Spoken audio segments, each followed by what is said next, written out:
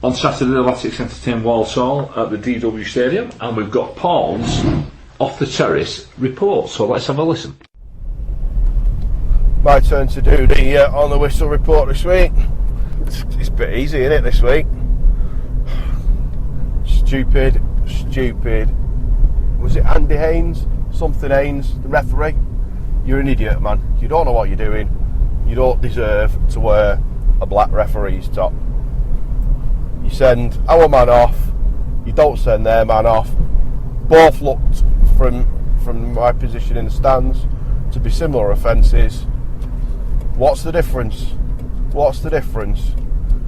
Man falls over Jacobs, you give the free kick to them, ball goes up the other end. I'm not sure whether it was Daniels or whether it was Barnett, falls over their man, you give the free kick to them.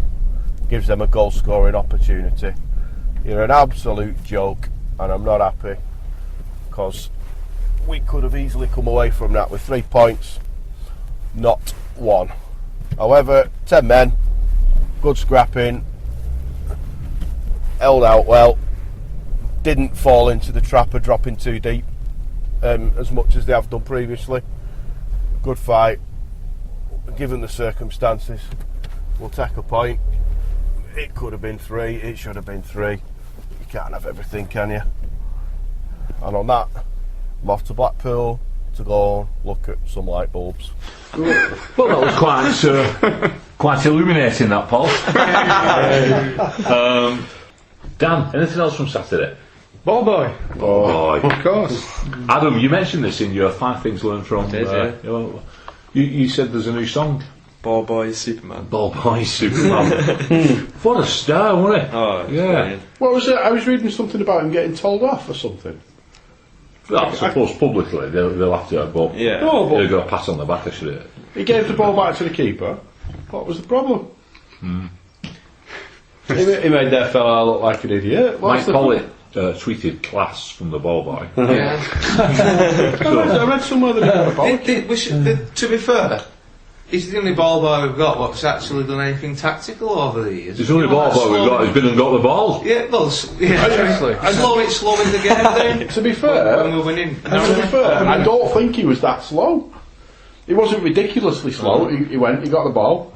He just I think it's the fact that he threw it over there, fella. Sawyers came for the ball, he threw it over his head. It would have been a lot quicker if we were 1-0 down. Well, actually, I must admit, when he was going for that ball, and he was having a nice gentle stroll, I actually criticised. I said, "Get a bloody move on, ball boy." The fellow behind me turned around and says, "No, tell him take his time. We need to slow this down." And I said, a bit defeatist, that in it, and we both turned around just as he threw the ball at the keeper. Yeah. At which point we just both broke down laughing. But then he milked everything into the dog's life off the Walsall fans, and they were calling him a fatty, and he was rubbing his tummy. Yeah, and then they got the applause for me.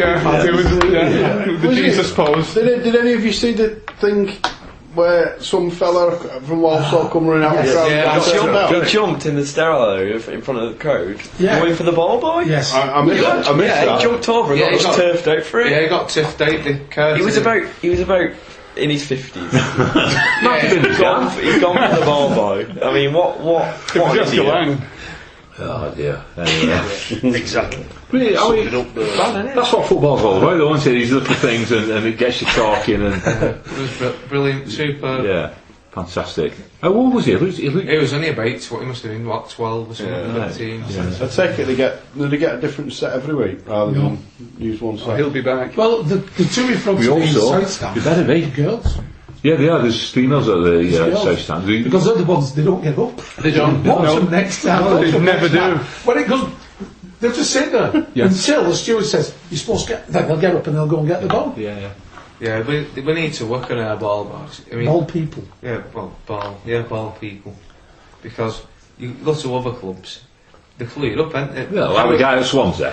Well, he even feigned an injury, didn't he, when Hazard kicked him? Yeah. I can't think who it was now. It might have been John Beck, who used to give his ball boys towels, only use them for home team. Oh, that there's a few, doesn't it? You know, the tactical, they tell them to slow the game down. when it's winning narrowly, speed it up.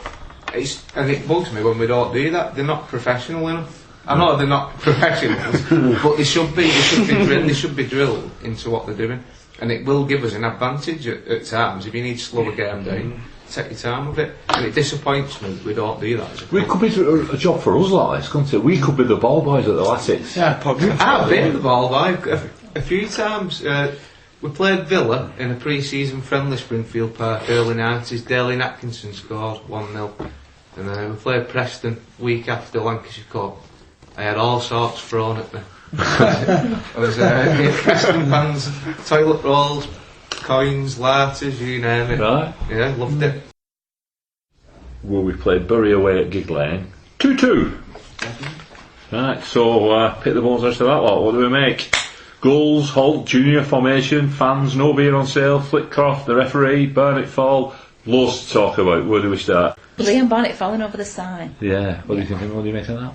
I don't think he had enough pitch to stop himself, did he? I think it was just one of them It things. was so funny. It was like a windmill at one point. His eyes were going, and he just he was one of them. Wasn't he? He was on the precipice of it, and then he just couldn't stop himself, and over he went. It's gone viral as well, that, on social media. Gone viral. It should do as well. It's fantastic.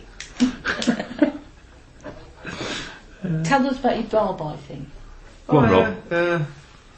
Yeah, the ball came over for a corner in the second half, 2-0 down. So I showed a bit of urgency, trying to speed the game up, and none of our players seemed to want the ball, so I decided to shout at one of them and say, who wants the beep in ball? And who was the player? Geordie Euler, and I sort of skimmed the ball at him. There you go, son. Crack on. Crack on. This is thanks, boss. Well, I think he was a bit scared. Yeah. I think quite a few Latics players were, because there was no seats, was there, for a period of time for a large section of our travelling support. No, it's a ground what weren't big enough for us. Your ground too small. Yeah, we could not sing that often, do we? No. Bit ironic, but it's good, isn't it? It's good when it comes our way. Rob Gibson's Off The Terrace report versus Colchester United. Game finished, Wigan Athletic 5, Colchester United 0. What a great performance. Wigan came out the blocks superbly. 3-0 up after 15 minutes. Absolutely superb start. We could have been 2 up in the first couple of minutes before we even scored. A couple of goals for Donovan Daniels, really cool finishes. Will Grigg's bagged himself a couple as well, nice to see that. Alt got off the bench, so did Junior. All in all, it's a great Wigan performance, and we've really enjoyed that today. It has to be said, Colchester was a really poor outfit. They didn't defend very well at all. My man of the match was Wildshut for me. I know Daniel's got the sponsor man of the match, but Wildshut, down that left-hand side, terrorised the Colchester sort of right back. Just couldn't live with him for the pace. Very, very good individual performance. A special mention for Max Power as well. I thought he dominated that midfield. Perkins as well. Another good performance from him. Absolutely buzzing. 5-0 victory. Could have been 10. Onwards and upwards. Up the flaming ticks. Happy? Are we happy with that then? Well, I'll tell you why I'm not happy, Barry.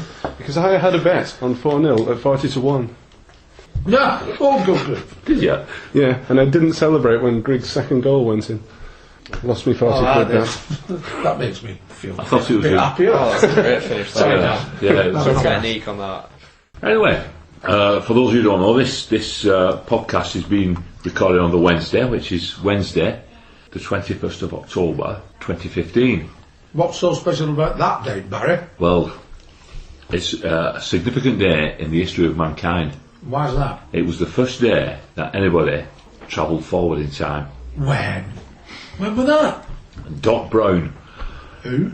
Doc Brown. Out of EastEnders? No, that's Dot Brown. Right. My wife said that to me. She's in EastEnders. So here you say it. I said, no, it's a he. Doc Brown, who invented the flux capacitor. That's very easy for you to say. Took his friend, Marty McFly, into the future. And today they travelled from 1985 to 21st of October. to 2015, 21st of October. And Marty McFly is here today. Come on in, Marty. So it got us to thinking, didn't it, about how the Latics have changed over those 30 years. Where were we as a club? On the 21st of October 1985? Fifth in Division 3. Fifth in Division In the third tier of English football, we were So fifth. we've gone down 2 places. But when you look at it, we've done alright. We've had a bit of a journey, haven't we? Manager? Anybody's got a manager? Rob? Brian Hamilton. Brian Hamilton. He just got a piece of silverware for us, hasn't he? First piece of silverware. Yeah, the Fred Rovers trophy. He went on to manage Northern Ireland after that, didn't he? Northern Ireland. Leicester. He left us for Leicester. And then went Northern Ireland. And then came back to us. And then went Then Northern went Ireland. North Ireland. Yeah. I remember he went Northern Ireland. Nearly- I was only free at the time. Nearly in 1990. bankrupted us, didn't he? Made himself agent to all our players and sold them all. Oh, that's what you get in it. Made £150,000 in a year out at Latics. Players, we've mentioned a connection to Bradford there. Paul Jewell, yeah. Ground, where did we play at? So that's a big change, isn't it? That's like a real step to the future. Big step. Springfield Park to the DW Stadium. Yeah. Back in 1985. It's a big spring, that. I know, that's good. Get him off. Would we have imagined that back in 85, leaving Springfield going to play in at what was basically Robin I want Park to imagine that on a dump? in Well, that was 14 years, wasn't it? around 84. Well, when you think about it, that was the halfway point, wasn't it? Moving ground. But we've been in Europe since. You know, we've did we win a little bit of silverware a couple of years ago? Yeah, well, we won another trophy. Well, we won 2 trophies since then, haven't we? Yeah. Also windscreen I've shield. been in another cup final. And, Carling Cup final as well. Not forgetting 8 years up in the elite of British football. We're just having a break before we get back, haven't we, Gareth? Beating every A club. bit of a breather then, Mushak. Had the England centre forward playing for us up front. Not done so bad. Yes. Oh, it's been quite a journey, hasn't it, this 30 years. That Martin McFly and Doc Brown has missed. Brown.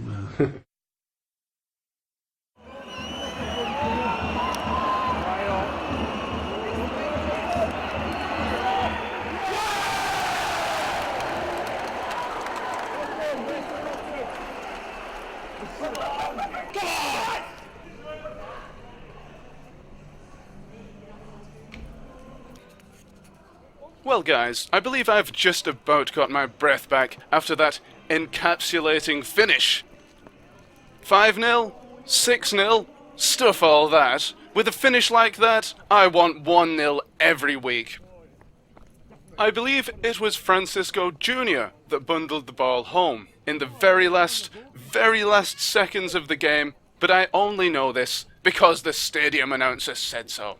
I have no other recollection of what happened, apart from 200, 300 people leaping around in the aisles, literally, because they were getting up, preparing to leave, and then just stopped in the tracks when the ball crossed the line. The most amazing, electric atmosphere.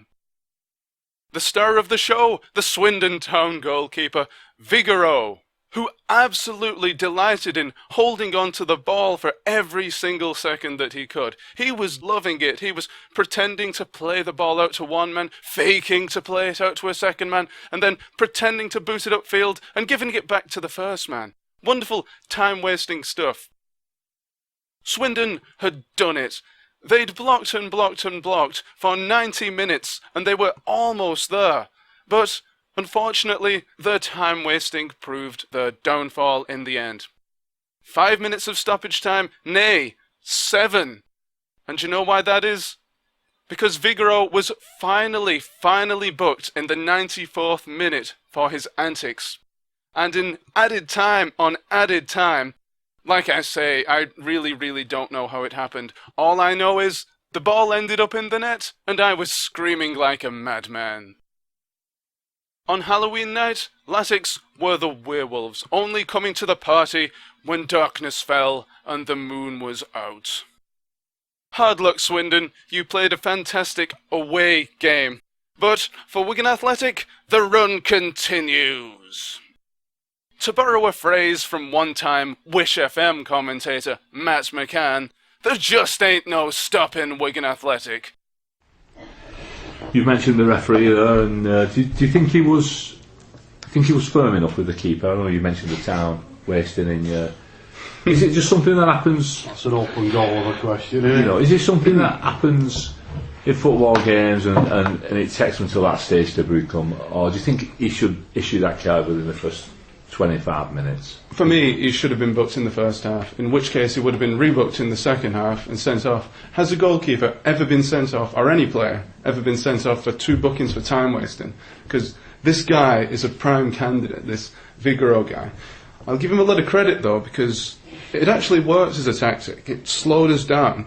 And the referee was happy to play along. There was one particular goal kick where it must have taken him at least 70 or 80 seconds to take it. And the ref just stood there like that. I'm going to roll out of this. I'm going to let this happen. I mean, you've got to ask the question, was his time wasting worse when he got booked than it was at any other point in the game? No, I thought it was worse early on, when we was really on top. Yeah, so why is he booked him in the 87th minute or whatever it was? It's so that in the report he doesn't, you know, he can say, yeah, I saw it, I did something about it. It was a cumulative thing, wasn't it? He should have been booked in the first half. You know, he was taking the pee, wasn't he? Obviously, every team does use it as a tactic, but at some point the referee's got to you identify that that's going on, and then you say, look, I've seen you do this a couple of times now. Next time it's a yellow card. Now, he could have done that after first 5 minutes, because the way we came out, we was unplayable in that first 10 minutes, and he was taking his time from then. So he could have had that warning after 10 minutes, and then he gets booked, and then the time wasting stops. He's not going to risk getting sent off, so he would have nipped it in the butt 15-20 minutes into the game, instead of, you know, doing what he's done all for 90 minutes without the ref not doing anything. Well, in the end, I'm glad he booked him when he did, because it allowed us that little bit of extra time to go and score the winning goal. Blackpool on Tuesday. We've got the other Wembley Trail, the JPT. I'm not going to say anything on it because Paul's done a preview for us, so it looks a little bit like War and Peace looking over there. I've not previewed the game, I've just done a bit of a backdrop on Blackpool. Right, so it's not all been fun and games though at Blackpool, because there's been 1 or 2 bad lads up there. 1913, the bride's in the bath serial killer George Joseph Smith was drowning his wife and claiming on the insurance. 1972, Dr. Ahmad Alami murdered 3 sleeping kids at Blackpool Victoria Hospital. He was diagnosed as a paranoid schizophrenic and sent to Broadmoor before being sent home to his native Jordan. Welcome to the PWU football podcast. 1999, Stuart Michael Diamond, brutal murder of a 17-year-old heroin addict.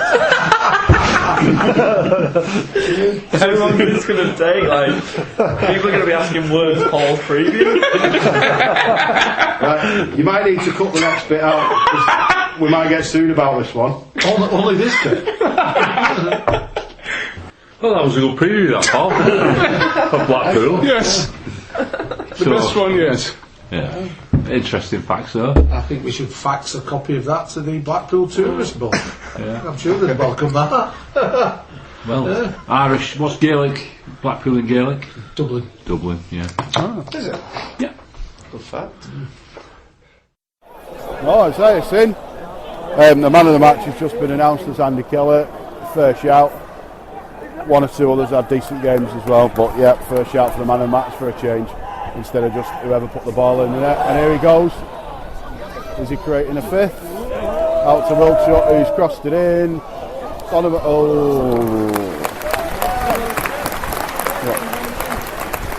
I'm sad waiting for a whistle because we're going to win this. It's 87 minutes, it's 4-0. Towering performance from the Latics over these clowns from Blackpool Circus.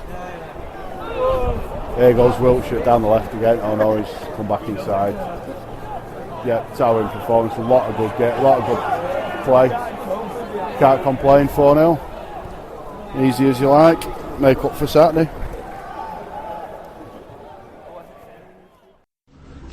Because I've looked at the first 10 games, we were picking up 1.5 points a game, which if we'd have carried on like that, would have seen us finish give or take the actual total, just outside the playoffs. Apart from once in 20 years, Chesterfield made the playoffs.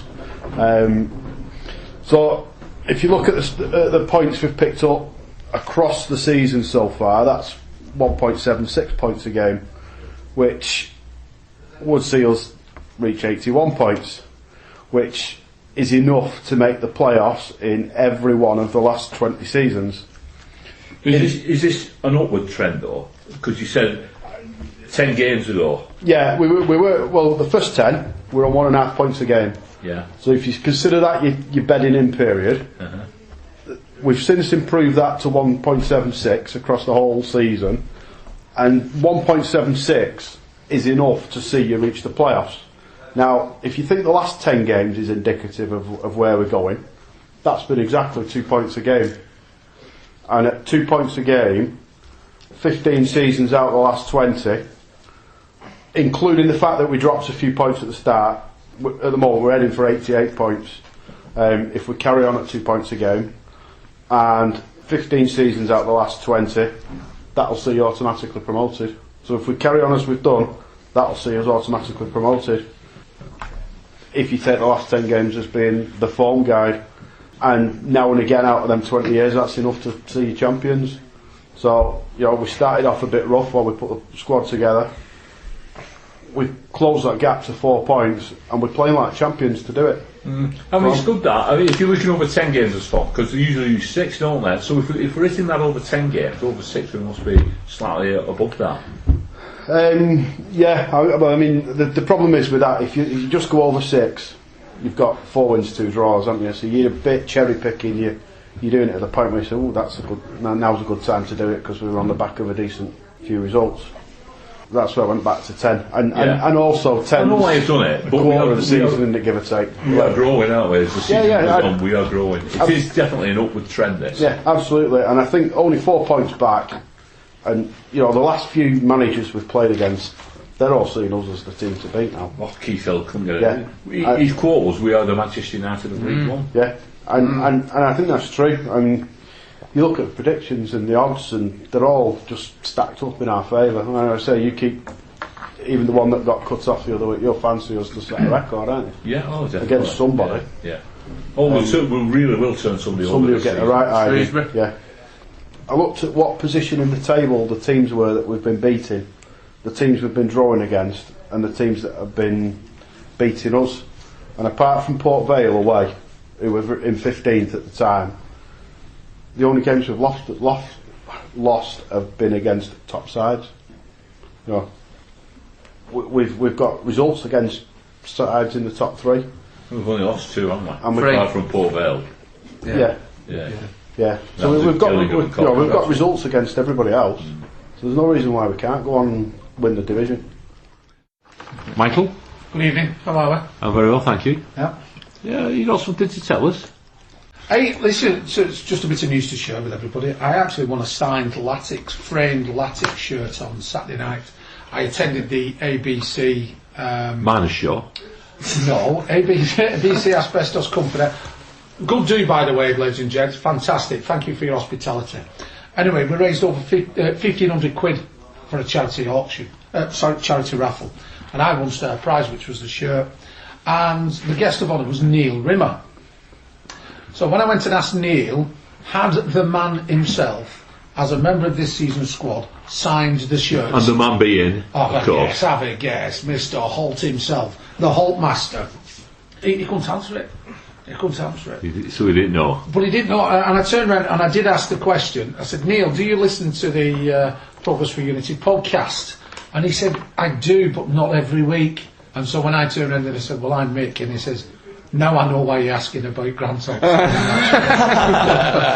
So, no, if I could just say to ABC, thank you very much for that. Brilliant prize. It's now gone up on the wall with Peter Atherton. I shouldn't be saying this because I don't think he knows this. Peter Atherton's last ever shirt for Halifax Town, which I acquired. The one he's still looking for. Yeah, they're thinking, was that number 2? Gareth?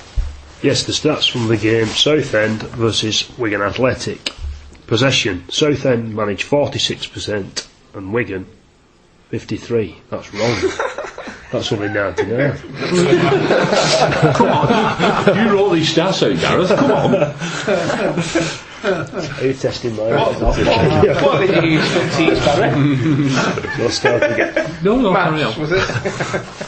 Public services. Don't score many goals, though, Burton, do they? Come on.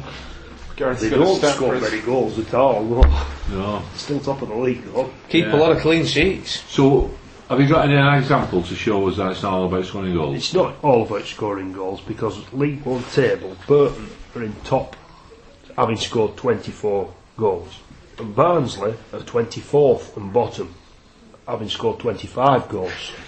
What? It's a fact. It's not all about scoring goals then. Over the course of a season, I think. And they scored 5 last week, Burton, against. Yeah. I think goals scored will take you further than not conceding them over the overall season. I think if you look at teams who win leagues, it's more in the goals scored column. Teams who smash it. You smash it, like we're going to do after Christmas. But like I said, they've got a good, strong basis to build on, haven't they? They keep a lot of clean sheets. Because if you think about, look at Sanchez over the weekend. You know, he was also carrying a niggle, wasn't he? And he's pulled up and can be out for a long time with hamstrings. So. Chris McCann went off injured, didn't he? Pulled his groin apparently. So that could be 2 or 3 weeks at least, couldn't it? Yeah, at least can't be played out of position now. No, he can't, Rob. No. No. Not like I'm bothered about that. Not one bit, mate. Not bothered. Honest. You're not bothered about that, Rob. I am really. Yeah. Damn, say something about it. Well, go on then. Yeah. Why is he playing Chris McCann, left back? Well, he did Saturday, didn't he? And Reece James, midfield, from what they were saying on radio, a few people on Twitter. Why? Why explain that one? He's explained the one where he's had him centre half, or like his distribution's good, he can bring the ball out at the back. Playing him left back when you've got a left back on the pitch. I can't wait to ask him about that when I say why. Why are you doing Does that? anyone else know idea. why that could be? There can't be a rational reason for doing that. And McCann looks good, doesn't he, when he starts getting forward? When he carries the ball, like he did against that when he had that bit of a buster run and had a shot. Was it Shrewsbury? Shrewsbury. So he had like a mad 5 minutes, didn't he? Where he got about it. Because he was playing in his right position. Yeah. Right, we've got Blackpool on Saturday. We're supposed to have Adam Convery's preview, but unfortunately Adam has phoned in sick. Now he's either phoned in sick because he's really poorly, or he's phoned in sick because he couldn't be bothered. Couldn't be, he's still in funny girls. That's what I like it. Because I was going to say couldn't be bothered doing the preview, but you're probably right though, Paul. He's still in funny girls. Great club. At the last minute, we tried to get all the Boyce to see if he'd come on and do a bit. With Blackpool coming up on Saturday, we've got our former skipper and now Blackpool player, Emmerson Boyce on the line. How are you doing, Emmerson?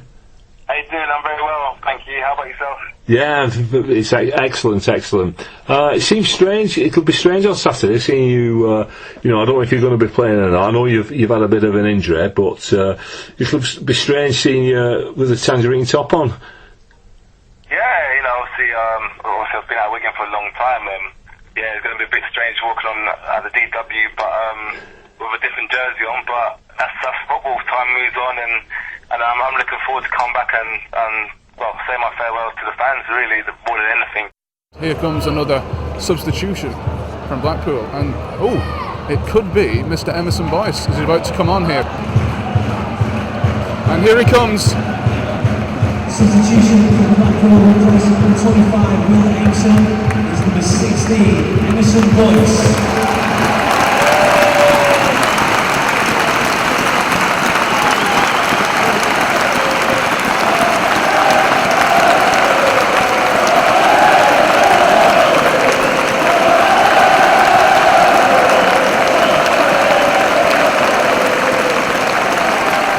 Obviously you're going to get a massive cheer, but once the whistle goes for the start of the 90 minutes, you won't mind too much if we give you a bit of a boo, will you? No, not at all. I understand football.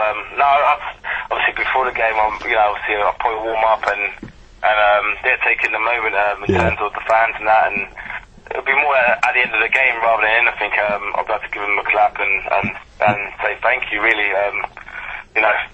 club-wise, I don't really. Not much there for me, but the fans-wise, I always have a special place in my heart. So, it's going to be an emotional day, and it's a great chance for me to say goodbye to them, and it's going to be a good day. It'll be brilliant. I was only joking actually with the boo. I think it'd be more like when Beckham returned to Old Trafford and they were singing Fergie, sign him up, and we might be singing Gary, sign him on. It might be one of them days. Yeah. Yeah, no, I think them days are gone, to be honest. I'll say that's how football goes. Football moves on, and one thing for sure, they always say that football's a strange game, but as long as I say the fans wise, they know how much I gave to the club, even though the club may not think so. So, it's going to be a good time, and I'm really looking forward to it. When I left Wigan last year, I don't think I know Mr. Whelan invited me to come back. He told me whenever I want to come back, but I think the way things have left, it's been a bit, it's a bad taste, to be honest with you, and still now I'm still trying to fight for some money that I'm owed. Right. So, so it's a bit like that, but fans-wise, I'm really looking forward to it, and it's going to be an emotional day, and it's a great way to say goodbye, and obviously I appreciate you and what you've done last year regarding the right. Oh no, that was our privilege. That. Can I just ask you before we wrap it up? What kit will the kids be wearing? Have they got a Blackpool top, or will they have a Wigan top? They might do half and half. Half and half. It's still funny because they still ask me if I'm going to Wigan. I'm saying, no, I'm not going to Wigan anymore, I'm going to Blackpool. Obviously that's all they know. My oldest son is 9 years old, and obviously that's all he knows, me going to Wigan. So, it's been a bit strange for them to see me in a different kit, but that's how football is. So it's in his blood now.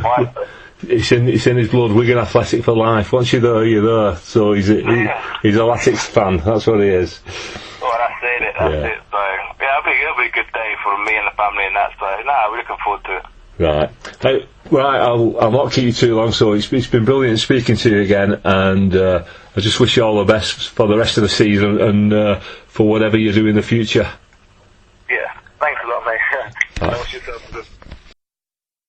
Walking away from the DW Stadium now, you may be able to hear the cars in the background. A very, very uninspiring performance, an uninspiring game, but a wonderful 3 points for the men from Blackpool. Many congratulations to them. A very good battling performance. However, for the Latics, literally nothing we tried worked. We did attempt to get Yannick breaking down the left, but every time that happened, either Boyce, when he came on, or one of the 10 other blokes would come across. In fact, 4 or 5 of the 10 other blokes would come across and push him off the ball. And near the end, we had pretty much all the attackers on bar Davis, but not even they could do anything about it. Blackpool held firm fantastically. And there it is, 1-0 Blackpool. Sat here in Wigan Infirmary with Wigan Athletic leading goal scorer Will Grigg. Are you doing well? Yeah, good, thanks. So coming up to the Christmas period now, aren't we? Life as a footballer, it's not like life as a supporter, is it, where we can go and have a few drinks and eat our Christmas dinner. Any of that going on for you? Definitely not. No, I think there's quite a few people asking that recently. What's Christmas like? But it's it's a very busy period, so none of that really. We don't get many days off over Christmas. Obviously it's a busy period, so it's one of those things, just hard work, and I think all the lads know, that's one of the sacrifices you have to take as a footballer, but if you win a few games over Christmas and pick up a few points, it can make a massive difference. Right, Boxing Day, I don't know if you know, Wigan Athletic, the tradition is fancy dress, so a lot of supporters come in dressed as Superman and cavemen and cave women and all the rest of it. Will you be coming in fancy dress? Definitely not. No. I think, we probably would, but no, we'll keep it professional. Tracksuits, everyone looking smart, and heads solely on the game. But I'm sure the fans will create a great atmosphere, and if I just said fancy dress, it will give it that extra spice. Brilliant. You've got a special thing waiting for you, haven't you? You're going to be off to France with Northern Ireland. Yeah, that'd be brilliant. I think obviously the main focus at the moment is promotion with Wigan Athletic, and if that happens, then that'll make the Euros a lot better, and obviously give me a better chance of being in the squad. But to be there would be fantastic. Can you believe it's come round? To be honest, no. After the last campaign, it was tough, and I think even this year our group was really hard, but Michael O'Neill did a great job and he got the boys firing. So Ex-Latics midfield player as well, Michael exactly, O'Neill. Very cultured. Yeah, very good manager. He's worked well with the lads. He's a players manager, and I think from the first game we played really well, and we just carried that momentum throughout the campaign. Brilliant. Thank you very much for taking a few minutes to speak to us, and wish you all the best for the rest of the season. Hope you have a great Christmas, even though you'll be working. Fantastic New Year, and I'm looking forward to watching you in France in summer. Thank you very much, Will. Cheers. Thank you. So that's that. Another bit of news. The youth team are in the third round of the FA Youth Cup on Thursday, and we play Stevenage down at the Robin Park Arena, and it's a 7 o'clock kick-off. The winners are going to be away to either Derby or West Ham in the fourth round. So, bit of a tough one. If anyone's interested in going, it's a £5 to get in for adults and £3 for kids. Oh, it's a toss-up between that or snooker. Yeah, yeah. Teddy Sheringham's been kicking off a little bit, hasn't he, about the fact that we're not playing at the DW. He said it would be a great opportunity for his youth players to sample a big stadium like the DW. Well, Teddy, if you're willing to fork out for a new pitch when it gets cut up even more, you're welcome to play there, son. Well said, Rob. Well said. Other than that, jog on, you cockney mug. Just because he scored a goal in European Cup that goal final. against us. And that goal against us. Rob, what happened to you on Saturday? Oh yeah, I got binned off. I walked down 5 minutes before half time. For those who's listening who don't know what we're talking about, Rob was up for the half time challenge at the I was. the ground. Listen to this, listeners. Instructed to be there 5 minutes before half time. So I walked over to the southeast corner, stood there, precipitating down heavily. So I stood there for about 10-15 minutes, no show. Have you been in? Oh yeah, I emailed them, said thanks for letting me know about it. Stood there in the rain.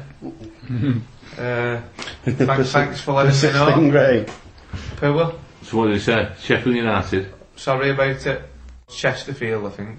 January. Right. So everybody get on down there and support Rob. Quite pleased about that actually, because it would have been difficult in them conditions, wouldn't it? It were difficult in them conditions.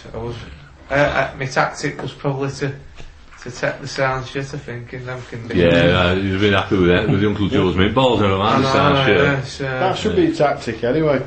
Bang bang, thanks very much, I'll have the prize. I think I've got the champagne lines in the bag, Paul. Have you? Good conditions, easy.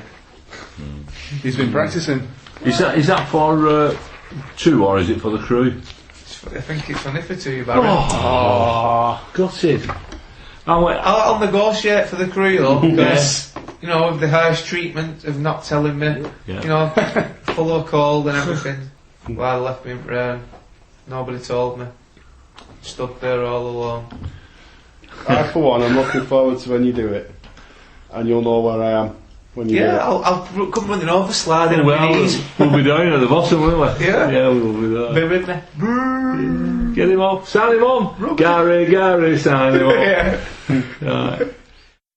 Well, sadly, that's almost the end of this seasonal compilation of the best of the first half of the 2015-16 season on the Progress with Unity podcast. But before we leave you, there's just about enough time for us to wish you a very happy new year.